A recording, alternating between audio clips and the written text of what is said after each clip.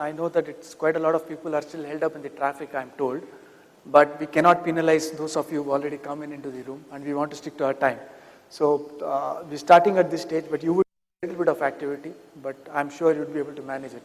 So thank you for coming in for the event that's become an annual event for us. It's not often that CFOs come together in an industry like retail and create an event that can really take retail to the next level, the industry to the next level. This whole concept has been created thanks to the efforts of the Retail CFO Committee that we have as part of Retailers Association of India. It was conceptualized, it was designed, it was deliberated, and this is the fruition that you are all witnessing. So if there are things that are going well, you all need to really congratulate the various people in the Retail Subcommittee that we have. If things don't go well, you know whom to catch.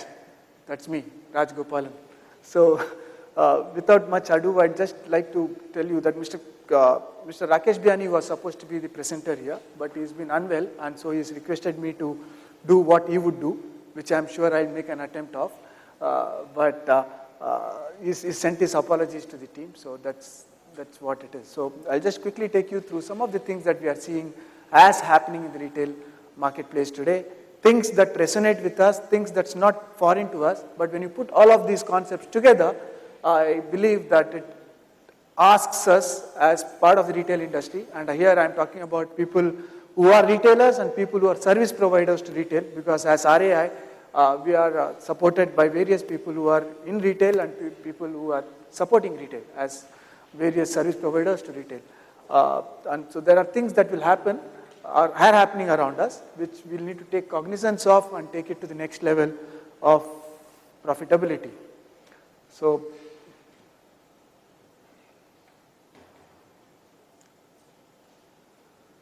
what are we seeing? Nowhere in the history of mankind has retail been subjected to what I'd call as this level of consumer scrutiny. I think we've all studied in our childhood about Industrial Revolution, and we know that created power shifts of various kinds. It landed into large manufacturers. We also knew that or some of us at least have read enough about retail to know that retailers then took over control because they knew what consumers were about, and therefore in the last 30 years lots of retailers started getting to become more and more powerful.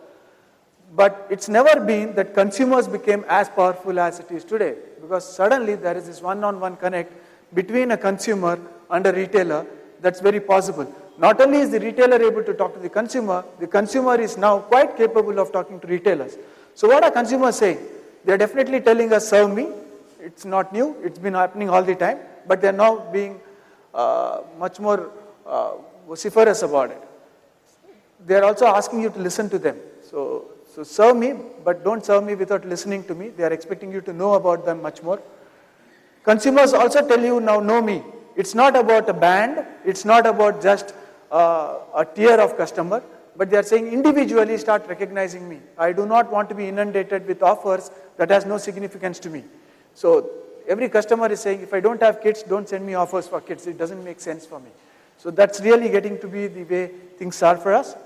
And most importantly, they are asking for power in their hands. So if retailers were having the power, it's very clearly shifted into the minds of the consumers and in the hands of the consumers.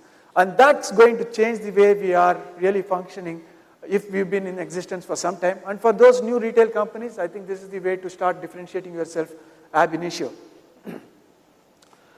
The long-term growth story for India, I think all of us have heard about it enough times. I think most of the political circles talk about it. We keep saying that we are a country that's been growing, we've not seen recession, but we also know that the country has got its fair share of challenges. Why? We have seen slowdown, and slowdown for India is not easily palatable. As much as recession is hitting some of the more advanced countries, at least in the last years, currently things are looking slightly better. For India, slowdown has also been a worrying factor.